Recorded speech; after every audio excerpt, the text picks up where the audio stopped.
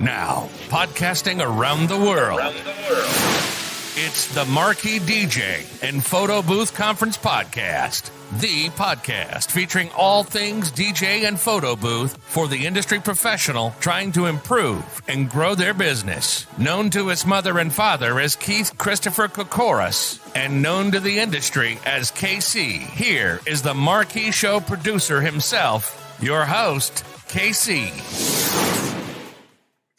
Hey, everybody. Welcome to the Marquee DJ Photo Booth Conference Podcast. I am your host, KC, and I am joined by someone that absolutely none of you know, and he is a newbie to the DJ educational world. A good friend of mine that I got the pleasure to work in conjunction with a few years ago. We won't go back how far, Benny, but quite some time ago, when we were KISS FM and I was under contract with them. Here is the world famous, because I said so, Mr. Harry Legg. How are you, Harry? Hey, I'm doing great, Casey. Thanks a lot for having me. Thank you for coming on. So super excited. And when I jokingly said nobody knows you, nobody does know you in the mobile DJ world unless perhaps they had some sort of a background in radio. Harry, I worked under contract with a radio station that Harry was program director for and such, and we'll get into his background in a minute. But one thing that has never, ever been touched upon at any DJ convention that I've been attending in the last 20, 25 years is voiceover. And we all use the microphone, and every wedding couple wants us to have that magical stadium announcer voice or radio voice, so that when we say the new Mr. and Mrs. or our wedding couple or whatever the terminology is, depending on the couple we're working for, they want their friends and family up on their feet. So it's always been about the voice, but we've never talked about the possibility of additional income through voiceovers. We've talked over the years about karaoke, trivia nights, car shows, all kinds of other things, but nothing about voiceovers, which, let's face it, you don't have to be out on a Tuesday night doing karaoke to a room full of drunks until 1 a.m. if you can get the right connections and work your voice. And so Harry here is going to be talking at the Marquee Show about the 1, 2, 3s and the ABCs of getting into voiceover. So Harry, let's start with your background. So okay. Let's start at the beginning, and I'm just going to let you roll so that everybody kind of gets to know who you are. Oh, thank you. All right. Well, so I began in radio really, really early. I was literally in 5th or 6th grade and fell in love with radio and used to call the DJs on the request line back when that was a thing. Okay. And finally, one day, I got, for those of you in Chicago, you'll know Joe Bohannon of B96 fame, Eddie and Jobo. He was working nights in my hometown of Cleveland. At the top 40 station. I used to bug the crap out of him. And finally, one day I said, can I come see the studio? And he said, sure. And boom, that began it. And it started where he would throw me in the production studio. The radio stations, recording studios are called production studios. Give me the reel of tape, a stack of 45s, and I'd record myself talking over the intros of the songs as if I was on the air to practice and making demos and watching him on the air and all that sort of stuff. So I began really early, did my first on-air show at 14 years old, was hired at a top 40 station right out of high school, and have traveled the country and lived and worked in 8 different cities. The highlights, besides working in my hometown, which is really cool, of Cleveland, nice. I worked in Chicago with you at KISS FM, and then we switched that to the dance station, Energy 92.7 and 5. Right. From there, I took a brief step out of the radio business and worked for Strictly Rhythm, Groovalicious as their West Coast guy in LA, because they were a New York-based label. And I was music director at Energy in Chicago, so I knew all the record label people and all that, and things were kind of changing in the radio world. All the voice tracking, Energy, the parent company, was having some difficulty. So I saw the writing on the wall. Okay. I was sitting there at breakfast with the vice president of Strictly Rhythm, Barry. And she said they were looking for someone in LA. And I went, really? So a couple weeks later, I'm moving to LA. They had been in business for 12 years as one of, if not the hottest dance label on the planet. They moved me to LA, and about a year later, they go out of business. Wow. Oh my God. But then I got the music industry. Well, yeah, it's a roller coaster ride. And Mm-hmm. then really cool story. 1 hour after officially being let go from Strictly Rhythm, I get a call from the program director of Kiss FM LA. And he goes, Harry, are you still working for that record label? Well, funny you should ask, John. As of an hour ago, no. Wow. When are you available to come in? You tell me. This was pre-American Idol Ryan Seacrest? Or This Ryan was Seacrest? so, it was like season 1. Okay. And I remember sitting in jock meetings right across the table from Ryan. He wasn't the big star that he is now just yet. Right. So in those days, you guys made about the same amount of money. Now it's a little different. Well, I don't know about that. I ain't going to touch that with the Gotcha. 10-foot pole. But anyway, John Ivey was our PD. Ryan was still at Star. And Rick Dees was still the morning guy at Kiss in LA. Wow. Rick Dees. So, there's a flash from the past. Yeah, exactly. So anyway, so that's how I got on Kiss FM.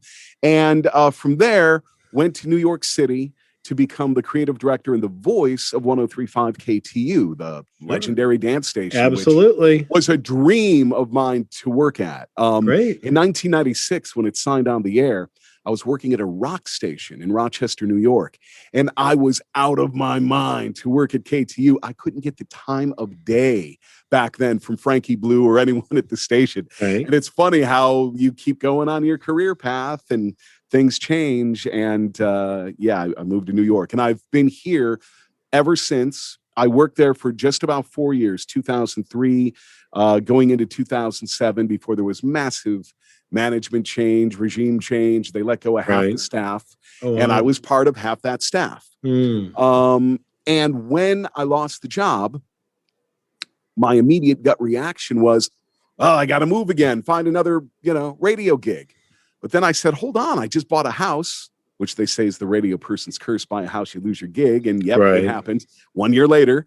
Plus my partner had if I had said, hey, we're moving to Sacramento, not to make fun of Sacramento, but after being in Chicago, LA, New York, and a bunch of other cities, I was done. Right. Plus, you begin to see in the radio business that it's almost a never-ending path. Each job I'd had lasted 2, 3, 4 years before there was some bull crap, some management change, ownership change, format change. And yeah, you can get lucky and have a gig that lasts for decades, but really that's not the norm. And as you get older, you don't want to keep moving, and you become less employable. There's little ageism. They don't want to hire the person with a ton of experience. Sometimes they want to hire the kid. No offense, because I was there. That's going to work for half the price. Right. So I had already had a bunch of voiceover clients because I was working in radio, and it's something I already did, but it wasn't my full-time focus. It was always just really side money. And I'm a Pro Tools, producer and all that sort of thing. So studio gear and the setup I already had. I didn't have to rely on the radio station I was working for a studio. So when I lost the gig at KTU, that's when I said, all right, voiceover full-time. And now it's 2021, and I'm still doing it.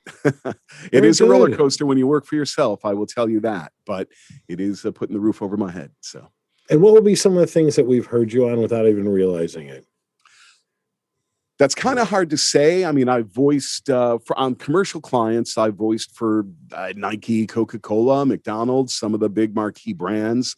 One of the bigger things you may have heard me on, if you're into sports, I was the voice of the NBC Sports Radio Network, which was on over 400 stations for about 7 years, from the very beginning of the network until March of 2020, when they decided to pull the plug as COVID was shutting down sports. Wow. So that went away. And I'm the voice of a number of stations around the nation and around the world. I actually have an international roster. Where I'm on in Australia and Ireland and Jordan and the United Arab Emirates and all over the place. I'm trying to picture an American voice on like an Australian station. How that would sound. I'll tell you. Okay. I get that question all the time. Got it. And there's a couple things to think of with that. One is, how here in the States, sometimes a British voice sounds kind of hip and cool. Right. So they'll purposely use a British voice for that edge. Right. Well, when you think about what is one of our greatest exports here in the US, it's our entertainment, whether it's Sure. Hollywood or our music. So you go to Australia, and not that they don't have Australian artists, of course they do, but the majority are still our artists. They're Right. playing Matchbox 20 and Justin Bieber in The Weeknd Sure. and on and on and on. So to have an American accented English voice doing some Right. of their imaging, I guess, thank goodness for me, adds to some of the It's hip good. cool factor, I guess. You think like a nice hip Brooklyn female voice might work at that station, or No idea. How you no? doing? The female version of that, yeah. Exactly. Very cool. So I've twisted your arm to come on out to Chicago in June. Beautiful Can't wait. Chicago. And Yeah. Harry's lived here, he knows. So if you haven't been to Chicago, he will lie to you as well, like me, that it is amazing in the month of June. No, it really is. June is the time to gorgeous go. city. Absolutely. Yeah. Now, not so much, in Right. the winter, but the summer in Chicago is fantastic. I'm pretty confident that you could even make it a little side road trip and really enjoy the beautiful city of Chicago. I grew up here. I live in the city. I can't speak highly enough about it. So as long as you don't get involved in the politics of it, you're totally fine. But Harry's going to be speaking at the Marquee Show June 22nd, 23rd, and 24th. And what can we kind of expect? Like, okay, we know you've just given your resume and it sounds fantastic. So what would somebody expect? Like, what would you expect them to be penning on their notepad or? Well, sure. Taking notes, it could be very, very appropriate for what I'll be, the info I'll be giving. Great. As you said at the very beginning of the podcast, most people that are in the mobile DJ business, which I did early in my career, I owned a couple of rigs and I was out there doing the weddings and the bar and bat mitzvahs and the school proms. So even though it's been quite a few years, I have been there doing that. So I understand, that you're behind a mic all the time. Right. And there's a good chance you have just about all the necessary equipment already to record yourself doing voiceover. And You now may with need podcasting and Yeah. that probably even more so for those that have pivoted during COVID to do to be spinning live on Twitch and everything else. There's probably an even better chance of it than there was even a year ago. Yeah, that's a good point. It's a very good point. You may need a different microphone than the one you're using live, but Right. we'll talk about those things. It's not like you have to spend a ton of money. Everyone thinks Okay. you got to go get the $1,000 mic. Yeah, that's down the line if and when. But one of the things to consider is right now, every Joe Blow thinks they can do voiceover. They've Right. got their USB mic. They plug it into their computer. They get on Fiverr. Oh dear God! And Right. they think, I'm gonna. So doing voiceover is a business like anything else, and there is a lot of opportunity. There's a lot of money potentially to be made, but it is a business and should be approached as such. Just like any industry that's out there, there's no one single path to get in. But there are some very definite things that you need to do, that you need to know about in order to do it properly and to be taken seriously. So anyone that's looking at, hey, yeah, I should do some voiceover and potentially have some side money or possibly a main gig doing that, I will help lead you down that path to show you the main things you need to do. And also, you will discover if it's for you or not. You might hear what you Right. need to do and go, oh, that's a lot more than I thought was involved. No, thank you. Or yes, I want that. So Right. that's kind of the information that I hope to impart. Good. And think about it this way too. For those of you that we all experience burnout, or there's different times of the year seasonally where certain times of the year are busier or slower. So if your calendar, especially coming out of COVID, is a little bit lighter and you want to take advantage of that time with your family, your partner, whatever it might be, you can delegate. And if you've got an income stream coming in from somewhere else, you can be home to watch bad reruns of The Love Boat on Saturday night if that's what Yes. you want to do. Yeah, that's So, true. Yeah. One of the other things that I'll tell you that I love about voiceover now, of course, it's been different while we're in the pandemic currently, Sure. but you can travel. and still do your voiceover. Okay. You don't need the big studio rig. I bring my laptop, and even my phone doubles as a backup because it's all digital. As long as you have an interface to get your mic into the phone or into whatever recording device you're using, I can be in a hotel room. I could be, visiting friends, parents. I could be on vacation if you are one that wants to work on vacation. Right. And it's really not that big of a deal. So that's one of the things that I love about it too. I'm not like golden handcuffed to my studio. I can go off and do what I want. And that's one of the beauties of this. That's awesome. Yeah. That's awesome. So what are kind of ranges that somebody would expect to make, like from the beginning? Like maybe they're just voicing over a local, I don't know, auto repair commercial for someone that the radio station's not doing, or what, like give ranges of what something might be. It is the wild, wild west as Okay. far as rates. Now, and these are some of the things I will definitely go over and explain in more detail. But to give you an idea, when you are first beginning, you have to determine how much are you going to charge just to turn the light switch on and do anything behind the mic. And I can't tell you what that number should be. Maybe it's $50, maybe it's $150, maybe it's $300. I can't tell you what that number should be. There's union work and there's non-union work. One of the other things that you'll need to know and understand is it's also about usage. So I'll give you one example here. Let's say the local, camera shop down the street here wants to hire me to voice a little 30-second thing for their website. Right. Now, we know when it's on the web, it's worldwide, but, there's nobody across the country going to my local, camera store's website. Sure. What I'm going to charge them for that 30-second read is radically different than if Kodak or Fuji wants me to do a 30-second read on their website, because that is worldwide or countrywide or whatever. So it's about usage. Scalable by audience. Even though it's the exact same amount of work. Is the commercial that I'm voicing airing on local radio? Is it airing regionally? Is it airing nationally? Are they also using it on TV? Are they using it on cable? Are they using it on the internet? Are they using it internal for corporate stuff? All of those things come into play. What you would charge to voice for the local Toyota dealer is not what I would charge to voice for Toyota nationwide. Sure. So even though it's 30 seconds, perhaps. So it really is all over the place. And when you're beginning, you don't have to worry so much about that. You're going to figure it out. There's also rate guides, things like that. And then, you're going to look at down the line if you have an agent that's helping to negotiate those things for you and whatnot, but you will not have that up front. If ever, you don't have to have an agent to do well either.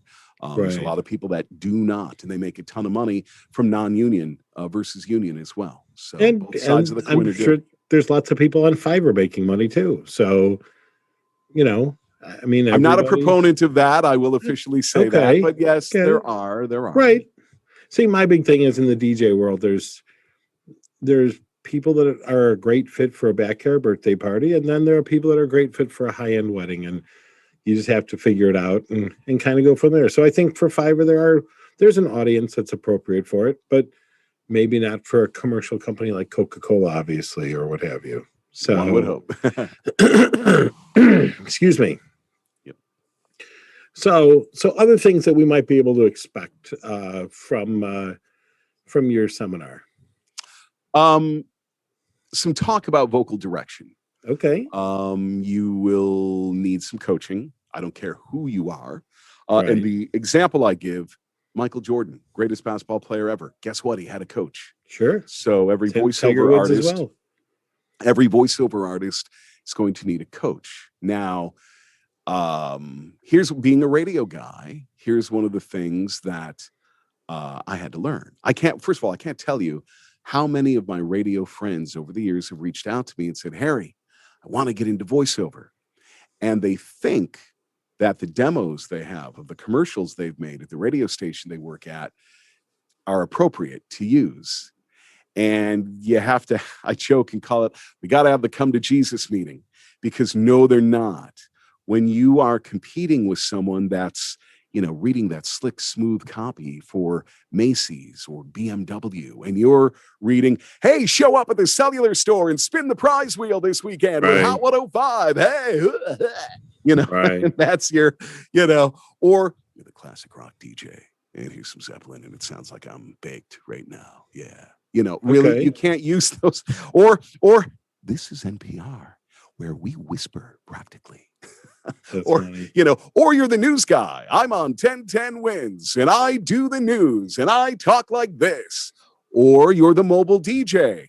And now, ladies and gentlemen, Mr. and Miss, and you got that affectation to your voice. I'm sorry. It may be very appropriate for what you're doing or when you're on the radio. It is not appropriate for high quality agency voiceover reads. So you need to have coaching. I had to have radio bashed out of me. I can turn it on in a heartbeat. I always joke whenever I am, officially teaching a class, and people get a kick out of this. Like, and I say I'm hardly exaggerating. Here's a radio break. LA's number one hit music station, 102.7 Kiss FM. It's Harry Legg. We're doing 10 songs in a row. Coming up this hour, your chance to win tickets to see Lady Gaga live at the Staples Center. Right now, it's Matchbox 20 on Kiss. When you spend 5 hours a day, 5 or 6 days a week, talking like that, tell me you're going to be capable of doing a sophisticated, proper sounding conversational read. You're not. And you might think you are, but you're not. So, and it's the same thing for all the other formats that I went through. One of my friends who has gotten into voiceover and has gotten a bunch of coaching, he was the stadium announcer for a minor league team here in town. And he talked like a stadium announcer. And again, so everyone's going to need vocal coaching. I will tell you that now. So if you're not up for that, this ain't for you. But if you're up for some vocal coaching, absolutely. Then you're going to need to learn, how do you market? How do you find work?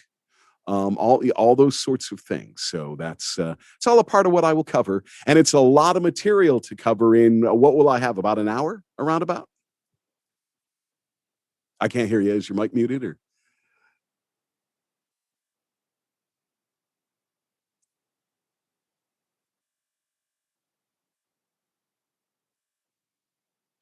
I cannot hear you, so I don't know what you said. There we go. We're back. There you are. Here we go. So I'm going to have a little editing to do. There you go. Yeah, all of a sudden it just popped up that it wasn't working. So I'll have about an hour. Is that correct? Yep, that's correct. That is correct. Okay. Yep, and it can be done. It can be done in about an hour, but there will be a lot of information. Boom, boom, boom, boom, boom. Great. So, yeah, that's awesome. Cool. All right, I can't wait. Excited about having you. Thank you so much for being on here, saying hello, letting people get to know you.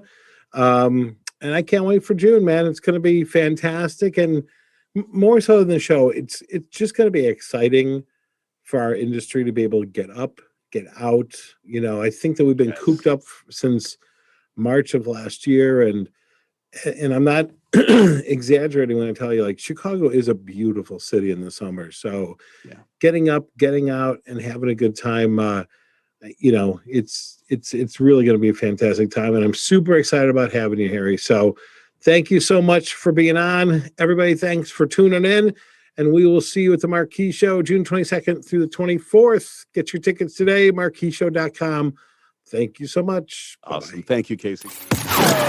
Thank you for listening to the Marquee Show Podcast. Make sure that you follow us on Facebook, Instagram, and LinkedIn. Join the Marquee Show community group on Facebook to continue the discussion of today's show. And of course, make sure you visit www.marqueeshow.com for information about this year's conference and all things Marquee.